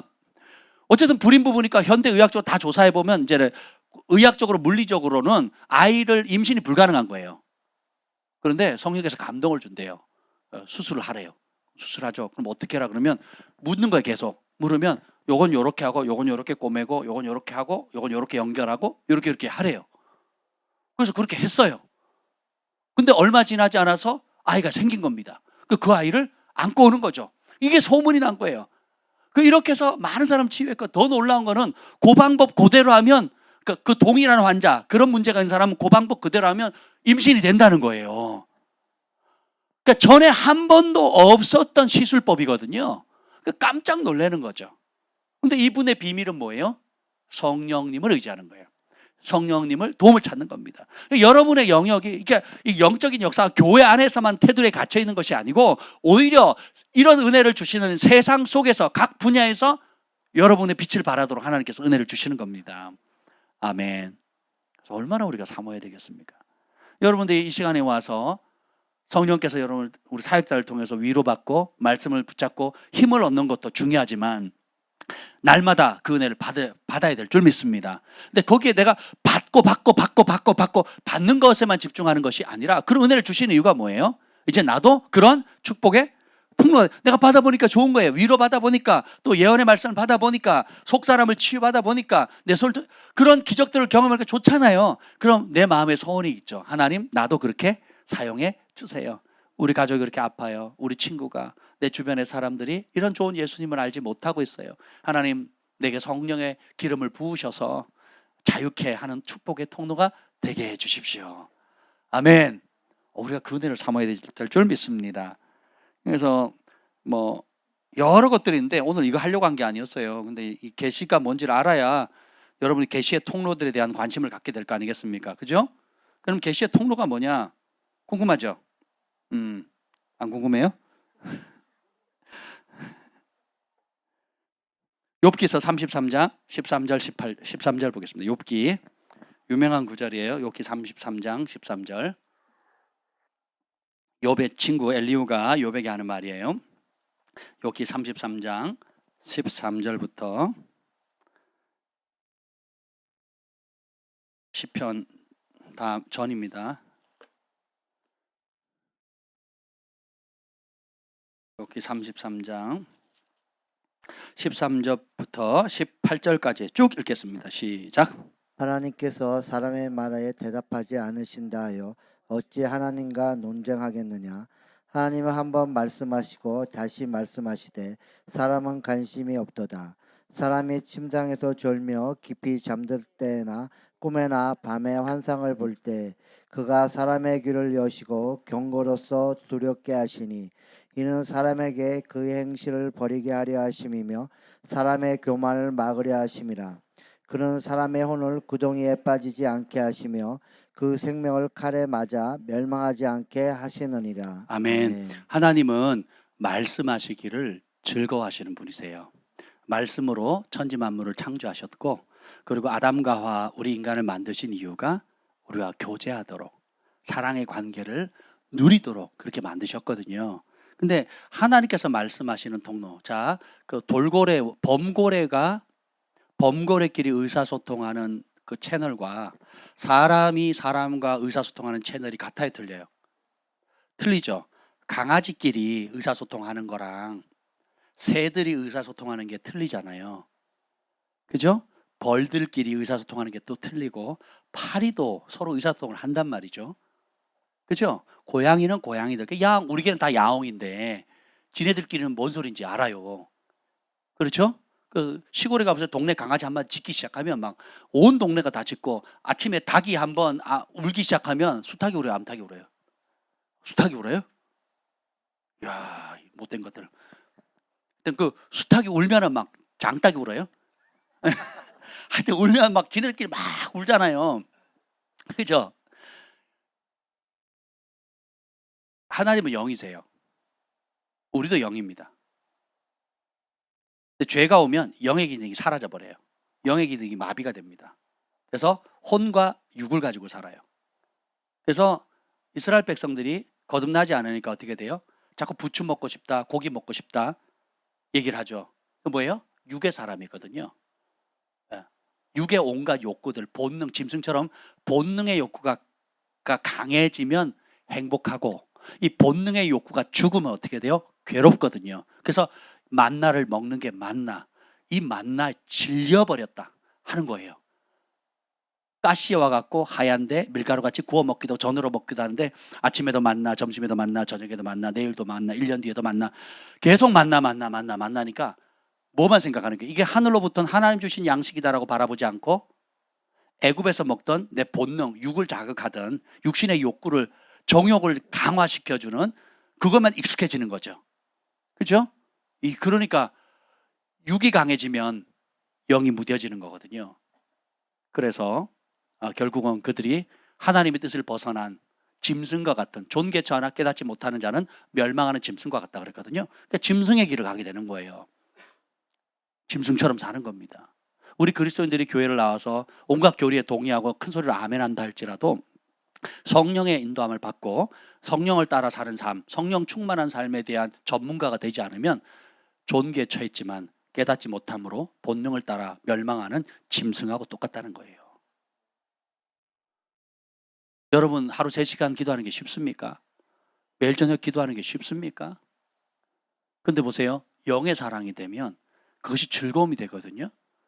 그리고 어느 수준에 여러분들이 30분 하다가 1시간 돌파하고, 1시간 하다가 1시간 반 돌파하고, 2시간 돌파하고, 3시간 돌파하고, 혹은 밤을 지새기도 하고, 처음에는 한 끼 금식도 어려웠는데 하루 금식하고, 3일 금식하고, 일주일도 하고, 어떤 사람은 40일도 금식을 하고, 작정 기도를 하고, 그러면서 어떻게 돼요? 저희 교회는 40일 기도하신 분들이 꽤 되거든요. 왜 그럴까요? 그 맛을 알거든요. 그러하게 됐을 때 하나님께서 베푸시는 은혜들을 아는 거죠. 아멘. 그래서 자라가는 겁니다. 자라가는 거. 영의 세계를 알아야 되는데, 자, 여기 봅시다. 육이 강해지면 안 되죠. 여기 보면 하나님이 한 번 자, 질문은 이거예요. 하나님께 사람의 말에 대답하지 않는데요. 왜 하나님 우리 말에 대답하지 않습니까? 이렇게 얘기를 하거든요. 하나님 내가 기도했는데 왜 응답 안 하세요? 하나님 내가 이렇게 부르짖었는데 왜 응답 안 하세요? 어느 때까지 내가 부르짖어야 되겠습니까? 언제 응답하시겠습니까? 우리 이런 기도, 이런 마음이 들 때가 있죠. 예. 근데 그렇게 논쟁하지 말라는 거예요. 14절 다시 읽겠습니다. 시작. 하나님은 한 번 말씀하시고 다시 말씀하시되 사람은 관심이 자, 분명히 없- 하나님은 말씀하시고 또 말씀하신대요. 근데 문제는 뭐예요? 하나님이 말씀을 안 하는 게 아니고 사람이 관심이 없대요. 그러면 사실 우리가 하나님 음성을 구하면서 관심이 없다는 게 말이 안 맞죠. 이 말은 뭐냐면 하나님의 음성을 듣기를 구하지만 내가 원하는 방식으로 듣기를 원한다는 거예요. 내가 원하는 방식으로 찾는다는 거죠. 그래서 하나님이 영이시기 때문에 영으로 말씀하시는 통로가 뭔지를 우리가 알아야 된다는 겁니다. 예, 그것을 알려주는 거예요. 그 대표적인 게 15절 시작. 사람이 침상에서 졸며 깊이 잠들 때나 꿈에나 밤에 환상을 볼 때 하나님이 우리에게 말씀하신 대표적인 두 가지 통로가 꿈과 환상이라는 거예요. 그러니까 꿈은 우리가 자면 다른 육의 활동이 다 멈춰버리잖아요. 잠자는 동안 회복되어지고 잠자는 동안 우리 혼의 기능이 육도 쉬고 지정이 감정도 죽잖아요. 그럼 뭐만 활성화돼요? 영이 활성화되거든요. 그러니까 그때 어떻게 해요? 하나님이 육이나 혼의 방해 없이 그냥 들어오시는 거예요. 그래서 분명히 우리는 자고 있는데 그 꿈을 통해서 뭔가 하나님이 말씀하시는 그 내용들을 받을 수가 있는 겁니다. 그래서 민수기 12장에 보면 모세를 향해서 미리암과 아론이 대적할 때 하나님 나타나서 이렇게 말씀하십니다. 내가 선지자를 세우면 그 선지자들에게는 꿈을 통해서 말하거나 환상을 통해서 말한다. 근데 내 종 모세는 난 그렇게 대하지 않는다. 사람이 친구가 친구하고 대하듯이 아무 거리낌 없이 한다는 거죠. 꿈과 환상은 상징이고 비유일 때가 많거든요. 그러니까 해석이 필요하고 한 번 더 주님께 물어야 돼. 이게 뭔 뜻이래요? 이거 어떻게 적용해야 돼요? 이게 제대로 내가 해석한 거 맞아요? 라고 물어야 돼요. 그러니까 겸손하게 만들거든요. 스스로 해석하지 못하는 케이스가 너무 많아요. 꿈과 환상은. 그것도 안전장치예요. 네가 스스로 해석하지 마라. 네 방식대로 하지 마라. 그 꿈도 환상이 상징이나 은유나 여러 가지 메타포로 말씀하신 이유가 뭐예요? 하나님의 안전장치예요. 누구를 의지하래요? 꿈과 환상을 주신 그분께 물으라는 거예요. 그분께 확증하라는 거예요. 그래서 하나님께서 이중 삼중으로 누구만 의지하라는 거예요? 하나님만 의지하라는 거예요. 아멘.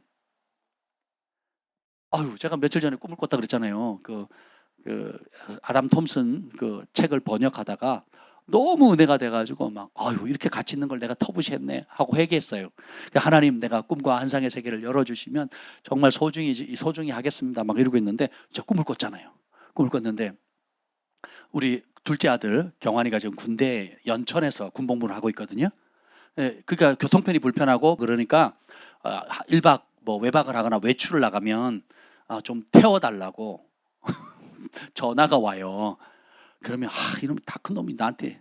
그래서 상황을 보니까 얼마나 힘들었으면 그러겠어요. 처음 군생활 3개월이 어렵거든요. 처음 들어가서 3개월이 어렵거든요. 그래서 제가 그 마음을 생각하고 그냥 지금 내가 안 도와주면 언제 도와주겠나 해가지고 우리 온 가족을 끌고 이제 그렇게 몇 번 왔다 갔다 했는데 근데 몇 주 전에 꿈을 꿨어요. 뭐 꿈과 환상에 관한 이 책을 번역하면서 이제 꿈을 꿨는데 아주 신기한 꿈을 꿨어요. 꿈에 아주 신선한 꿈이었어요. 꿈에 경환이 갑자기 온 거예요. 얘기도 안 하고. 연락도 없이 그냥 온 거예요. 집에 딱 들어왔는데 얘기도 없이 왔어요. 그래서 야 경환아 너 웬일이냐? 얘기도 없이. 그랬더니 그냥 휴가 나왔어요. 그러더라. 아니 전화는 안 하고 어떻게 그냥 왔냐? 그랬더니 다 컸어요. 이제 뭐 제가 연락 안 해도 제가 알아서 옵니다. 그러는 거예요. 그래서 제가 속으로 기특하다. 진짜 다 컸네. 이거 끝났었거든요.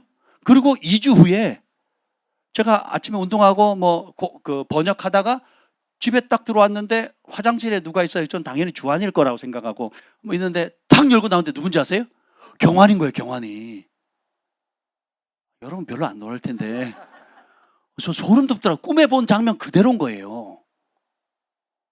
그래서 속으로 다 컸네? 이랬다니까요 제가. 그리고 그 다음날 야 진짜 하늘에서 유다의 사자 예수님이 사자의 모습으로 내려오시더라고요. 그리고 그 나니아 연대기에 보면 사자가 이렇게 누워 있잖아요. 그럼 애들이 이렇게 기대 있잖아요. 이렇게 제가 그러고 있더라니까요. 그리고 장면이 딱 바뀌더니 그 마치 그 유다의 사자이신 예수님이 앉아 계시는데 제 그 무릎 사이에 얼굴을 쳐박고 울고 있는 거예요. 그냥 나를 사랑해 주시는 손자가 나를 사랑해 주시는 할아버지 품에 꾹 안겼듯이, 그리고 그 고개를 쳐박고 막 우는 거예요. 근데 영어로 음성이 들리는 거예요. 내가 네 마음 다 안다. 그러시는 거예요. 그 한마디 하셨거든요. 내가 네 마음 다 안다. 그래서 제가 막 흐느껴 울었어요. 하면서 울었거든요. 깨니까 운동하러 갈 시간이에요. 기분이 얼마나, 근데 그때 짠함 있잖아요. 그 짠함이 그대로예요. 그리고 이틀 전에도 꿈을 꿨거든요. 어젠가? 어제네요, 어제. 어제를 꿈을 꿨는데요. 제가 막 꿈속에 예수님 찾더라고요. 예수님을 막 찾는데 막 그 애절함 있잖아요. 마치 그 유다의 사자 품에 안겨서 막 울다가 깼을 그때 있잖아요. 그때 그 어떤 뭐라고 표현할지 모르겠다. 그 짠하고 애절한 이게 있잖아요. 그 예수님을 제가 막 찾다가 예수님하고 뭐라 하다가 그 애절함 가운데 눈이 딱 뜬 거예요. 기분이 묘한 거죠. 그래서 제가 전에는 뭐 이런 것도 있나 그냥 넘어가 버렸거든요. 이제는 그렇게 생각 안 합니다. 그걸 곰곰이 생각을 하는 거예요. 하나님이 한 번, 두 번 말씀하시는데 내가 이전에는 그걸 개꿈이지, 혹은 뭐 그냥 좋았지, 혹은 뭐 그냥 뭐 이런 꿈도 있네 하고 그냥 꿈으로만 취급을 했지, 하나님이 나에게 말씀하시는 방식이라고 받아들이지 않았다는 거죠. 근데 이제는 좀 달라요. 혹은 예전에는 특별한 사람들에게만 그렇게 말씀하는 줄 알았거든요. 그게 아니에요. 모든 사람에게 하나님 그렇게 말씀하세요. 심지어 하나님을 경외하지 않았던 바로에게도 꿈으로 말씀하셨고, 사악한 왕이었던 느부갓네살 왕에게도 그렇게 말씀하셨거든요. 그리고 아브라함과 이삭을 괴롭혔던 가나안 왕이나 그 바로뿐만 아니라 그 아비멜렉 왕도 꿈으로 하나님께서 말씀하시잖아요. 하나님을 경외하지 않음에도 불구하고. 그러니까 꿈은 하나님을 믿든 믿지 않든 하나님께서 말씀하시는 통로예요. 아멘. 우리가 얼마나 소중해요. 그리고 이 얘기를 하려고 한 게 아닌데, 이 꿈의 영역은 나중에 제가 따로 깊이 좀 다루려고 합니다. 그래서 하박국, 그럼 우리가 어떻게 이런 하나님의 말씀을 더 자주 듣기를 원하느냐? 여러분 더 자주 듣기를 원하시잖아요. 그럼 여기 하박국 2장, 하박국 선자가 한 방법이 있어요. 하박국 2장 1절이에요. 하박국 2장 1절.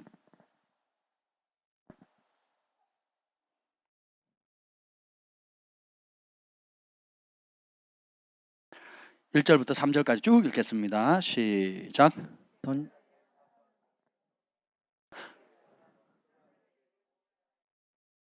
기다리고 바라보며 나의 질문에 대하여 어떻게 대답하실는지를 보리라 하였더니 여호와께서 내게 대답하여 이르시되 너는 이 묵시를 기록하여 판에 명백히 새기되 달려가면서도 읽을 수 있게 하라.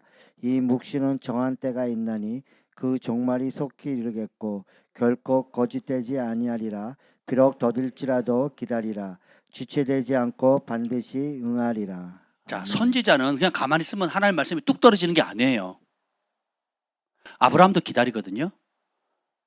하나님이 재단을 쌓고 재물을 바치라고 내가 너를 만나겠다. 근데 하루 종일 기다렸는데 안 나타나요. 그러니까 새만 내려와. 그러니까 아브라함이 쫓아내다가 기다리다 지쳐가 잠들었다고요. 잠들었을 때 주님이 횃불 사이에 불러 임하시잖아요. 그래서 일방적인 언약을 맺으시거든요. 쌍방간의 대등한 언약이 아니라 하나님의 일방적인 언약을 아브라함이 잠들었을 때 역사하시는 거거든요. 성경에도 보면 다윗이나 시편 기자들이 내가 여호와를 기다렸다는 거거든요. 응답의 때는 하나님이 결정하십니다. 그래서 하박국 선지자도 내가 파수하는 자리, 여러분 가정의 파수꾼이잖아요. 또 국가적인 중보자이고 또 사역자를 위해서 교회를 위한 파수하는 사람들 각기 사명의 자리가 있잖아요. 그렇죠? 그럼 그 파수꾼에 서는 자리에 서야 돼요. 거기서 뭐예요? 누굴 기다려야 돼요? 하나님을 기다려야 돼요. 이게 능력입니다. 파수하는 곳에 서며 성루에 서리라. 그가 내게 뭐라 말씀하시는지 기다리고 바라보며 나의 질문에 대해서 어떻게 대답하실지 보리라. 그래서 여러분들이 응답을 자주 받는 사람들의 특징은 뭐냐면 인내심이 많아요. 분명히 응답하신다. 그래서 그냥 기다리는 거예요. 그래서 밤을 새기도 하고 일주일을 철회하기도 하고 한 달을 혹은 석 달을 철회하기도 합니다. 저도 주님을 8개월간 철회한 적이 있거든요. 그러니까 하나님이 그런 갈망을 부으셨어요. 그냥 기다리는 거예요. 기다리는 거. 근데 그 기다릴 때 저는 8개월 동안 아무 일도 안 일어났다고 생각했잖아요. 말씀드렸잖아요. 근데 아무 일이 안 일어난 게 아니에요. 그 8개월 동안 하나님이 내가 원하는 방식으로 응답하지 않은 것이 응답이었어요. 지나고 보니까 사역 중독증에 대한, 내가 하나님보다 하나님 일을 더 사랑한 거, 하나님 맡기신 영혼보다 교회 일을 더 사랑한 것들, 그러니까 일 중독을 보여주셨고, 그리고 제가 잘하는 방식들을 다 내려놓고 하나님께 맡기는 거, 그리고 내가 할 수 있는 은사, 내가 할 수 있는 열정을 내려놓고 하나님이 그냥 깨끗하게 역사하시는 통로가 수도관처럼 깨끗하게만 하면 물은 알아서 흘러가잖아요. 그 역할을 하는 것이 얼마나 중요한지 알려주셨어요. 그래서 내가 아프든 건강하든 뭐 내 기분과 상관없이 정말 나는 주님을 초청하고 주님의 임재에 계속 젖어들면 주님이 역사하시더라고요. 전에는 주님이 내게 주시는 은사로 했거든요. 그게 아니라 그때는 주님이 역사하시는 거예요. 주님이 주신 은사로 역사하는 게 강하겠어요? 주님이 직접 역사하는 게 강하겠어요? 이게 기다림의 능력입니다. 기다리는 동안 그분의 임재에 젖어들거든요. 기다리는 동안 내 안에 주께로부터 나오지 않은 불순물이 드러납니다. 분노, 조급함, 초조함. 빨리 응답이, 내가 원하는 때에 발등에 불 떨어졌는데 내가 원하는 때 응답이 안 되면 어떻게 되겠어요? 선택해야죠. 내가 알아서 하든지 아니면 그래도 하나님이 하실 거라고 믿고 기다리든지, 내 계획대로 빨리 진행해서 뭔가를 잡든지 아니면 그걸 내 계획을 죽이는 훈련을 하든지. 그래서 하나님의 계획과 하나님의 응답과 하나님의 타이밍을 기다리든지 선택해야 되거든요. 나타나는 결과는 비슷해 보일 수 있어요. 그런데 하늘은 전혀 다르게 기록합니다. 너는 나를 주인으로 대하지 않았다.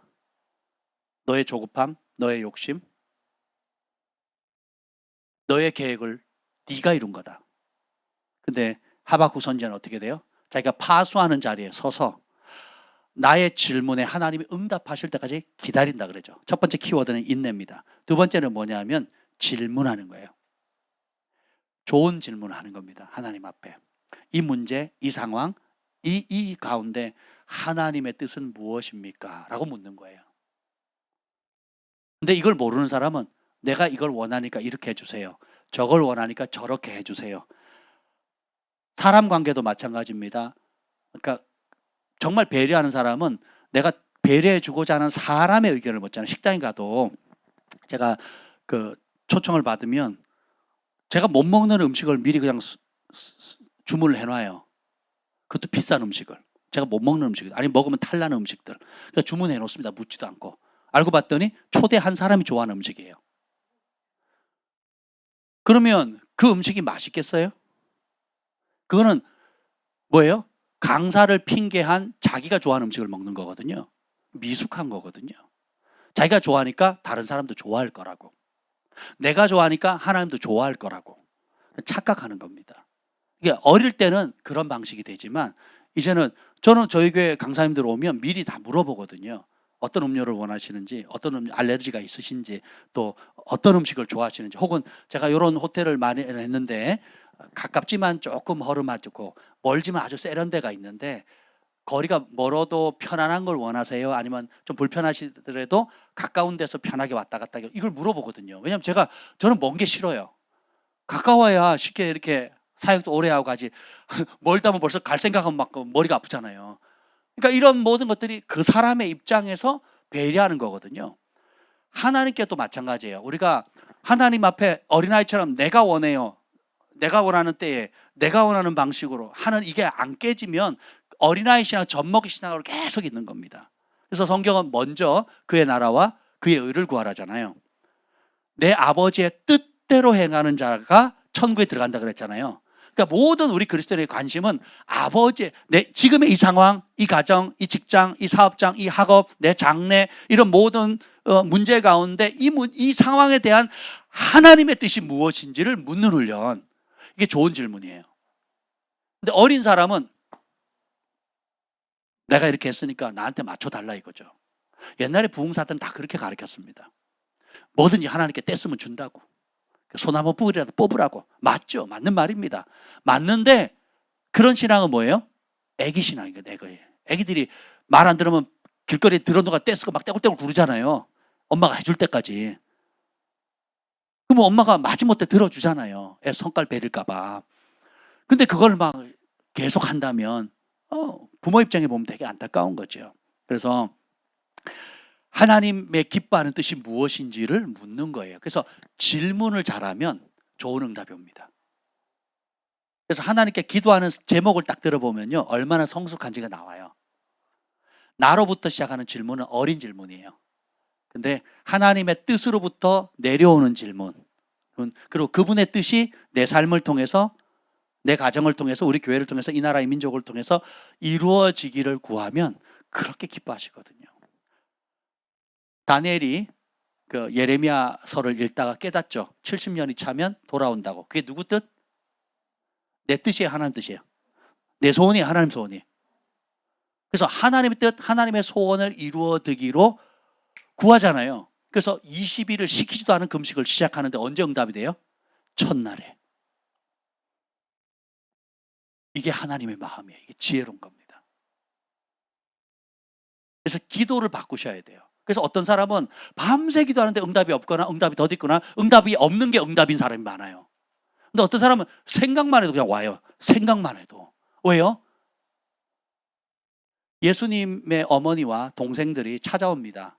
사람들이 무리 때문에 못 들어가니까 예수님 어머니가 오셨습니다. 동생들이 왔습니다. 뵙기를 원합니다. 그랬더니 예수님이 뭐라고 합니까? 쳐다도 안 보고 누가 내 어머니고 누가 내 동생들이냐. 하나 내 아버지의 뜻대로 행하는 너희들이 내 어머니고 내 동생이고 가족이라는 거예요. 그럼 생각을 그렇게 바꾸셔야 돼요. 여러분 빨리 응답 받고 싶죠? 하나님과 더 깊이 친밀해지고 싶죠? 생각을 진리에 복종시켜야 돼요. 내 모든 소원, 내 모든 것들이 하나님이 기뻐하시는 뜻, 그것이 최고의 길이라는 걸 인정하는 것, 그 가치를 발견하는 거예요. 그리고 거기에 내 생각과 목적을 맞추고 내 기도 제목을 맞추는 훈련을 하면 생각만 해도 옵니다. 야, 저는 그런 경우 참 많이 했어요. 저희 교회가 매년 이제 그 가을이 되면 1년에 한 번 감사헌금을 합니다. 예, 개척하고 7년 동안 거기서 하는 헌금은 다 선교지나 또 교회 안에 성도들 가운데 가난한 분들, 어려운 분들, 정말 극빈자들이나 선교지에 그 큰 돈을 이렇게 보내는 거거든요. 그럼 제가 그렇게 하자고 얘기를 하지만 한 해 동안 이전까지 해보지 않았던 금액들을 헌금을 하자고 얘기를 해요. 그러면 제가 먼저 본을 보여야 되잖아요. 누구한테 말도 하는 건 아니지만 하나님 앞에 제가 구하잖아요. 그러면 하나님이 올해는 얼마를 드릴까요? 얼마를 심으면 좋을까요? 기도를 합니다. 그러면 제가 아직도 기억납니다. 그 처음 할 때인가 제 안에 감동이 드는 거. 예를 들면 200만 원이다. 그러면 200만 원. 예, 처음 할 때. 그래서 그럼 200만 원 하겠다고 딱 했더니 근데 돈이 없어요. 그때. 예, 돈이 없었습니다. 근데 주님 내가 200만 원이 필요하고 그걸 하나님께 드리겠습니다 하니까 2주가 안 돼서 200만 원이 들어오더라고요. 그 다음에인가 제가 정확히 기억이 안 나는데 한 400만 원을 제가 구했어요. 400만 원을. 그 다음 해인가 하여튼 그래 300인지 400인지 하여튼 구했습니다. 하나님 400만 원을 주세요. 그러면 제가 그거를 하나님 나라를 드리겠습니다. 했더니 그것도 그 헌금하기 전에 다들 오더라고요. 그래서 그 정확한 금액이 들어오니까 어떻게 돼요? 그대로 심는 거죠. 이해가 되세요? 근데 제가 원하는 휴대폰을 사려면 아내가 안 기뻐해요. 일단 아내가 안 기뻐하고 그럼 어떻게 해요? 저는 이거를 모아야 돼, 돈을. 그래서 제가 한 5개월을 용돈을 모았습니다. 5개월을. 매주 용돈을 모아가지고 5개월 만에 샀습니다. 할렐루야. 응답이, 예, 감사합니다. 어떤 거는 순식간에 거액도 오는데, 전에 말씀드렸잖아요. 다른 교회를 이전하는데 성령께서 1,000만 원을 심으라는 감동을 주셨어요. 그래서 제가 기도했더니, 야, 진짜 열흘도 안 돼가지고 1,000만 원이 왔잖아요. 그러니까 보세요. 여러분의 삶의 영역에 어떤 것에 우선순위가 있느냐에 따라 내가 누구를 돕는데 하나님 얼마가 필요해요. 주님의 몸된 교회를 위해서, 혹은 선교사님을 위해서, 또 극빈자를 위해서, 아픈 환자를 위해서, 또 우리 다음 세대 교육을 위해서, 어떤 목적이든 하나님이 기뻐하는 선한 뜻을 놓고 구체적으로 기도하잖아요. 그러니까 어떤 질문을 던지느냐에 따라서 그 응답의 속도나 응답의 질이 틀려요. 너희가 받지 못하면 구하지 않음이고, 구하여도 받지 못하면 정욕으로 구함이라 그랬잖아요. 그 정욕이라는 게 뭐예요? 하나님의 뜻과 다른 나로부터 시작된 내 욕구, 내 소망, 내 조급함, 내 열등감, 혹은 내가 우쭐대고자 하는, 혹은 내가 지나치게 집착하는 그 무엇 때문에 생긴 모든 것들이거든요. 이해가 되시죠? 그러니까 이런 것들을 죽이고, 나는 죽고 하나님이 기뻐하는 뜻을 놓고 구하면 엄청난 복을 주시는 겁니다. 교회도 마찬가지예요. 교회가 많은 다양한 행사들을 할 수 있어요. 우리끼리 사교 클럽을 할 수가 있어요. 그냥 그룹 이렇게, 자 여기는 낚시 그룹, 자 여기는 컴퓨터 게임 그룹. 아까 무슨 프로그램이라고 했더라? 전에 마이클 조 성사님 얘기했잖아. 사무엘 뭐 게임 좋아하는 거 있었잖아. 뒤에 지우랑. 여기는 교회만 오면 그 게임을 하게 해주는 거예요. 또 여기는 수다 그룹, 그리고 거기다가 맛있는 그 달콤한 케이크를 갖다 주고. 그래서 우리끼리 알콩달콩 우리끼리 재밌게. 그럼 우리는 즐겁죠. 하늘이 보면. 그건 교회가 아닌 거예요. 이해가 되세요? 부에 처하나 스스로 가난해질 줄 알고, 가난하지만 예수님 때문에 내가 높은 자존감을 가질 줄 알고.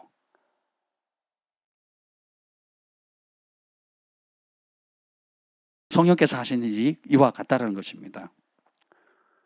그래서 그러면 질문을 하고 그 다음에 어떻게 돼요? 그걸 보는 겁니다. 하나님께서 들려주시고 보여주시는 것을 믿으세요? 그러면 그걸 기다리고 질문하고 응답이 올 때까지, 하나님의 응답은 귀로도 마음으로도 눈으로도 어떤 모양이든 오거든요. 그럼 그거를 소중히 여기는 겁니다. 그러니까 어떻게 보면 우리가 신앙생활을 할 때에 특별히 하나님께 응답받을 때 굉장히 중요한 요소가 뭐냐면, 우리가 막 부르짖었잖아요. 간절히 기도했죠. 그 다음에 뭐 해야 돼요? 기다려야 돼요. 그러니까 요거를 잘 조화를 이뤄야 됩니다. 어떤 사람은 아예 마음을 열고 부르짖질 않아요. 그냥 게으르게 기도하는 사람이 있습니다. 어떻게 되겠지 뭐. 그러니까 얼마 못 기다려요. 근데 여기서 기다림은 굉장히 적극적인 기다림이거든요. 왜냐하면 반드시 응답한다는 확신을 가지고 기다리니까.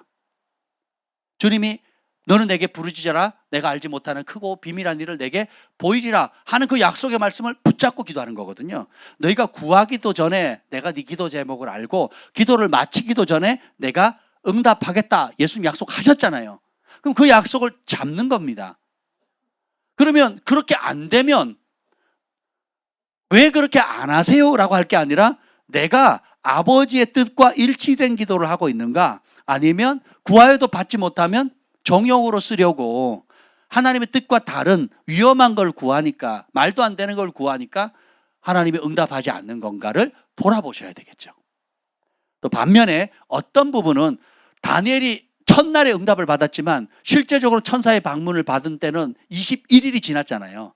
그 안에 영적 전쟁이 막 일어나잖아요. 그렇죠? 영적 전쟁은 그런 면에서 내가 하는 게 아니에요. 우리는 약속의 말씀을 하면 붙잡고 버티면 하늘에서 하는 겁니다. 하늘에서. 네, 하늘에서 하는 겁니다. 그거는 미가엘하고 가브리엘하고 사단이 싸운 거지 다니엘이 싸운 게 아니거든요. 다니엘은 뭔 싸움을 해요? 약속의 말씀을 붙잡고 그 응답이 올 때까지 기다리는 싸움을 하는 거거든요. 버티는 싸움을 하는 거거든요. 돌파라는 싸움이 오거든요. 그래서 큰 기도 제목일수록 어떻게 해요? 큰 인내가 필요한 거예요. 그 모든 수고들을, 그래서 주님께서 중보자들에게 주는 상이 크다고 하는 이유가 믿음의 싸움을 한 거거든요.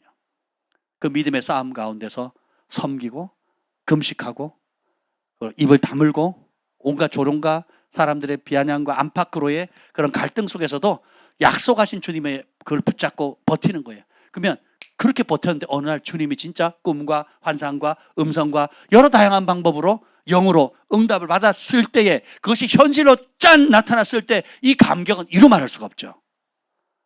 그래, 그것이 중보자가 누리는 상입니다. 뜻이 하늘에서 이루어진 그대로 이 땅에 이루어드리는 축복의 통로가 되어드리는 거. 아멘.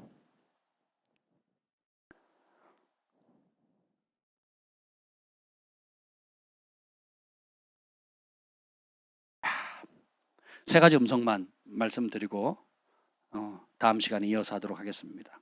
그러니까 여러분이 듣는 음성은 이미 예언학교 때 배우신 분들도 있겠지만 따라합시다. 하나님의 음성, 나의 음성, 사탄의 음성. 이 세 가지로 크게 지을 수 있어요. 하나님의 음성은 첫째로 평강입니다. 기쁨입니다. 사랑과 위로와 용기를 받게 돼요. 때때로 책망과 경고와 지시와 어떤 확증과 확신을 받을 때가 있습니다. 어쨌든 하나님께서 주시는 진짜 음성은 진리의 말씀에 순종하는 길로 인도해요. 그래서 하나님을 더 가까이 하게 만듭니다. 그것이 책망일 때도 마찬가지고요. 경고일 때도 마찬가지예요. 그 모든 것이 하나님께로 더 가까이 가게 만들어요. 그리고 내 생각을 내놓고 진리의 말씀 앞에 순종하는 자리를 걸어가는 겁니다. 이게 하나님의 음성의 특징이에요. 그리고 불가능한데도 할 수 있다는 용기를 줍니다. 그리고 막막한데도 평강을 줘요. 굉장히 말도 안 되는 우겨쌈이 있어도 큰 폭풍 가운데서 폭풍의 눈과 같은 평안함을 부어주시거든요. 그리고 주님의 사랑이 덮이면요, 그 따뜻함은 이루 말할 수가 없습니다. 그리고 응답이 현실로는 바뀐 게 하나도 없는데 하나님의 음성이 딱 들리면 그게 응답인 거예요. 그래서 3년 뒤에 5년 뒤에 10년 뒤에 이루어질지 뭐 어떻게 이루어질지는 상관이 없지만 하나님이 응답하시면 그건 될 일이 아니고 되어진 일이 되는 거예요. 없는 것을 있는 것으로 부르시는 분이잖아요. 야, 그래서 이게 굉장히 파워가 있습니다. 우리 킹스키즈가 길바닥에 내어질 상황 속에서 기도를 하니까 없던 것이 쪽 길바닥에 나설 상황이 어떻게 돼요? 집이 두 채가 생겼잖아요. 할렐루야. 사업도도 생기고 우리 현태 형제님만의 나만의 공간이 또 생겼잖아요. 아멘. 그때 그 마음으로 지금까지 기도했더라면 전국의 집이 몇 채가, 킹스키즈가 몇 개나 생겼을까요? 전혀 암담했잖아요. 그때 너무너무 암담했잖아요. 그죠? 안 깜깜했습니까? 깜깜했죠? 그렇잖아요. 지금 검은 모자 쓰고 계시잖아요. 깜깜했잖아요. 근데 보세요. 기도하니까 말도 안 되는. 지금 학생 수가 몇 배로 늘었죠? 3배 늘어났나요? 3배 늘었어. 300%? 3배면 300% 맞아요? 3000%에 300%예요. 300%. 여러분 보너스 월급이 300% 늘어났다고 300%. 박수 쳐야 되는 거 아니에요? 이런 거. 정말 나만 좋은가? 여러분, 하나님의 길을 기뻐하면 하나님이 이루세요. 없는 전혀 불가능한 상황에 뭔가가 일어나시는 거거든요. 그거 간적인 수두룩합니다. 그 다음에 나의 음성이 있어요. 나 음성. 그러면 나의 음성은 대부분 걱정과 염려하는 소리예요. 그리고 내 간절한 소원의 소리, 갈망한 혹은 지나치는 불안이나 혹은 내가 얻고자 하는 욕심의 소리. 그래서 이런 것들은 불안정하고 방향이 없어요. 그래서 변덕스럽습니다. 일주일 전에는 이렇게 해주세요 기도했는데 오늘은 또 저렇게 해주세요 얘기를 해요. 그리고 또 내일 모레 지나가면 또 바뀌어요. 이게 뭐냐면 내가 하는 기도예요. 그러니까 내가 듣고 싶은, 그러니까 내 소원인 거예요. 이거는 진리에 서 있지 않는데 그냥 내가 이런 상황, 마음이 아프다 보니까 뭐가 원하다 보니까, 그러니까 내가 원하는 소리를 내가 듣는 거예요. 이런 것들은 자기 사랑의 뿌리를 두고 있고 자기 중심적이고 이것은 진리를 찾아가는 여정 중에 있는 거예요. 그리고 이런 기도는 기도는 하나님이 들어주실 수도 있고 안 들어주실 수도 있어요. 요거는 뭐라 그러냐면 과정 중에 있기 때문에 애들이 초콜릿 달라 그러면 부모가 줘요, 안 줘요? 줘요. 울면은 줍니다. 치과 다녀와서 이빨을 뽑고 이빨을 떼우고 왔는데도 초콜릿 달라 그러면 어떤 아이는 주고 어떤 아이는 안 줍니다. 떼 쓰는 아이는 줘요. 그죠? 이해가 되세요? 근데 부모 마음은 안 주고 싶은 거예요. 근데 생명의 위협은 되지 않으니까 그냥 신뢰를 쌓아가고 하나님이 어떤 분인가 알아가기 위해서 허락되어진, 그러니까 하나님이 기뻐하는 뜻, 허락한 뜻, 원치 않는 뜻이 있어요. 그러니까 허용되는 뜻은 그냥 과정 속에서 아직 감당이 안 되기 때문에 기다려주는 그런 것들이 있어요.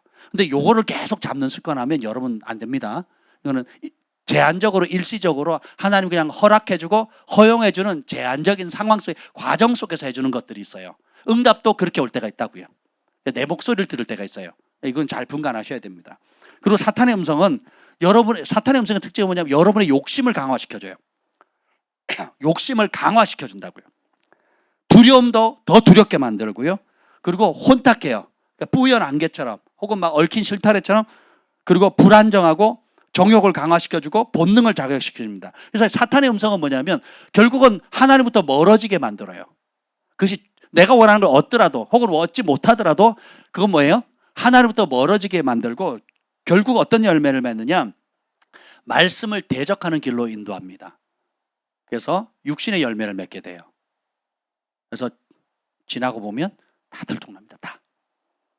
그래서 여러분이 하나님의 음성을 들을 때에 뭐 꿈이든 환상이든 직접적인 음성을 듣든 내적인 음성을 듣든 나중에 이제 다음 주에 계속 이어서 다룰 텐데 그때 가장 큰 하나님의 음성의 확증은 뭐냐면 어떤 메시지인지 상관없이 주님께서 공통적으로 주시는 확증이 뭐냐면 평강입니다. 평강과 기쁨이에요. 폭풍 속에서도 평강, 깜깜해도 평강. 그래서 저는 기도하다가 응답을 어떻게 확신하느냐? 막 온갖 치열한 교회를 이전하는데 막 억대의 돈이 필요하단 말이죠. 근데 돈은 없어요. 그리고 제가 누구한테 돈 빌려달라고 하질 않거든요. 돈 드린 적은 있어도 돈 달라고 한 적은 없거든요. 예. 근데 그 치열한 싸움 가운데 약속의 말씀을 찾고 그리고 그 찾은 말씀을 가지고 선포합니다. 부와 기가 여호와께로 말미암고 그 말씀 딱 찾고 그리고 막 기도하는데 어느 순간에 평강이 오는 거예요. 그러니까 제 형에 할렐루야 하고 외치기 시작하는 거죠. 할렐루야 하고 1시간 동안 할렐루야를 외쳤어요. 강화도 기도원에서, 갈멜산 기도원에서 기도굴에 따로 들어가서 김 목사님 저하고 들어가지고 제가 1시간 동안 할렐루야 외쳤어요. 그리고 남은 문 앞에 1억짜리 지폐가 떨어져 있는 게 아니잖아요. 그죠? 근데 이미 승리한 거예요. 하나님이 들으신 거예요. 그때 이후로 돈 걱정이 안 돼요. 그리고 오히려 어떻게 쓸까를 이제 고민하죠.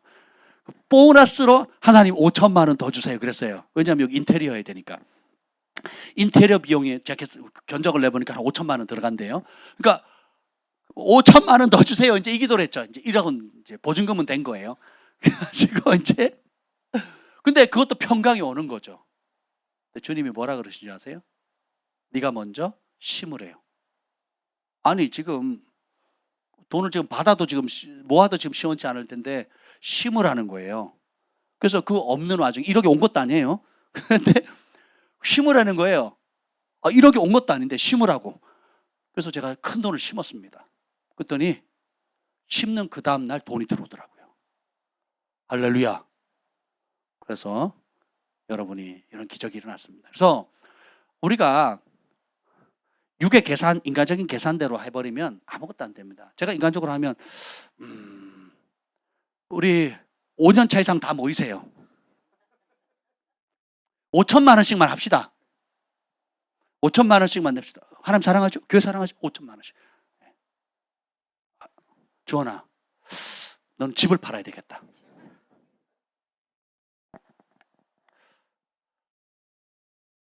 머리로 인간적인 잔머리를 굴리면요 평생 그렇게 살아야 돼요. 근데 어린아이처럼 단순하게 모든 것을 가지신 하나님 앞에 구하는 겁니다. 저희가 교회 차를 어떻게 구했고 저희 차를 어떻게 구했는지 여러분 다 아시잖아요. 그렇죠? 기도로 쌓았고 때가 됐으니까 돈 한 푼 안 들고 그냥 그 차 파는 데 가서 차 보여달라 그랬거든요. 지금 생각하면 미쳤지. 제가 보니까 미쳤어요. 저 예수님께 미쳤나 봐요. 믿어지는 거예요 그게. 돈 수중에 한 푼도 없는데 우리 수련회 가야 되는데 차가 없어요. 근데 차는 필요하고 그래서 기도는 이미 몇 년을 했고 더 이상 친구 교회에 차를 빌릴 수가 없으니까 그냥 제가 성질 나가지고 그냥 갔어요. 우리나라에서 제일 큰 그 중고 거래하는데 가가지고 보여달라고. 저는 진짜 바로 계약하려고 그랬어요. 근데 거기는 차가 없더라고요. 그래서 저기 일산에 갔는데 마침 좋은 차가 있어가지고 바로 계약을 했죠. 돈도 없는데. 그리고 3일 뒤에 다 들어왔습니다. 여러분 그럴 겁니다. 에이, 그래도 뭐 좀 목사님 뭐 챙겨놓은 게 있으신 거 아닌가? 근데 그런 저 없었어요. 진짜 믿어주세요. 믿어주세요. 저 없었습니다. 저희 집 돈은 이분이 다 관리하기 때문에 저는 큰 돈이 없어요. 근데 보세요. 그렇게 할 수 있는 이유가 뭐냐면 오랫동안 하나님 앞에 재정훈련을 받아봤거든요. 그리고 여러 모양의 여러 방법으로 하나님이 말씀하시는 것들에 대해서 응답받고 분별하는 훈련들을 해왔기 때문에 때가 되면 이건 하나님께 제 양심에 꺼리낌이 없고 하나님이 기뻐하고 하나님 원하는 거다라고 확실히 딱 와요. 그러면 땅을 밟습니다. 네가 발로 밟는 땅 준다 그랬잖아요. 밟아요. 밟으면 홍해바다가 갈립니다. 요단강이 갈려요. 밟지 않으면요 홍해바다는 그대로 물이 차 있고 요단강은 그대로 홍수 때라 범람하고 있는 겁니다. 전장터에 안 나가면 승리하는 싸울 수도 없고 승리도 없어요. 그래서 우리 각자 이래서 계시를 받고 그것을 분별해서 하나님의 뜻을 확증하고 그 다음에 행동을 할 수가 있는 거죠. 계시가 없으면 분별도 안 되고 행동도 못하고 행동을 안 하니 아무 열매가 없는 거죠. 그리고 내가 믿는 하나님 죽은 하나님인 거예요. 근데 계시를 받으면 분별을 하고 확신이 오죠. 그럼 어떻게? 주님과 함께 주님의 뜻을 이루기 위해서 행동하게 되죠. 순종하게 되죠. 순종하니까 어떻게 해요? 그 믿음을 하나님이 기쁘게 여기셔서 기적을 이루시는 겁니다. 이런 영적인 원리를 여러분이 아셔야 돼요. 그러면 여러분의 삶은 날마다 기적이고 날마다 간증거리가 되는 겁니다. 아멘. 네, 시간이 많이 지났는데요. 우리가 하나님의 음성을 우리가 여러 가지 이제 본격적으로 다음 주는 엄청 재밌을 겁니다. 제가 지금 서론하느라고 좀 길어졌는데 뭐 저는 맨날 서론만 다 끝나는 거 아시죠, 여러분? 뭐 서론이 본론 같고 본론이 결론 같고 뭐 그런데 하여튼 네버 엔딩 스토리예요. 그래서 오늘 이 밤에 우리가 기도할 때 오늘 중보자들이 기도한 것처럼 하나님의 사랑의 영을 부어주세요. 왜 중요하냐? 계시라는 기능을 받는 게 아니고 계시는 누구에게 주느냐? 하나님을 사랑하는 자에게 주거든요. 하나님의 사랑을 사모하는 사람, 하나님의 기쁨이 되기를 원하는 사람, 하나님을 더 가까이 하기를 원하는 사람, 하나님께 초점 맞추기를 원하는 사람에게 주님께서 부어주시거든요. 그래서 하나님의 마음과 하나 되기를 소원하는 사람에게 부어주세요. 그래서 이 시간에 우리가 기도할 때 하나님 지혜와 계시의 영을 부어주세요. 모략과 권능의 영을 부어주세요. 지식과 여호와를 경외하는 영을 부어주세요. 하나님의 세계를 영을 부어주셔서 친밀함의 영을 부어주셔서 우리를 향하신 하나님의 뜻, 내 개인과 가정과 도시와 국가 나라와 열방을 향한 하나님의 뜻을 받고 순종하는 저희들 되게 하여 주옵소서. 하나님의 내 세계, 내 삶의 영의 세계를 활짝 열어 주시옵소서. 무릇 하나님의 영으로 인도함을 받는 그들이고 하나님의 자녀라셨사오니 하나님의 영적 세계를 열어 주옵소서. 두 손을 높이 듭시다. 그리고 사모하는 만큼 우리 함께 큰 소리로 주님의 이름을 부르짖으며 기도합니다.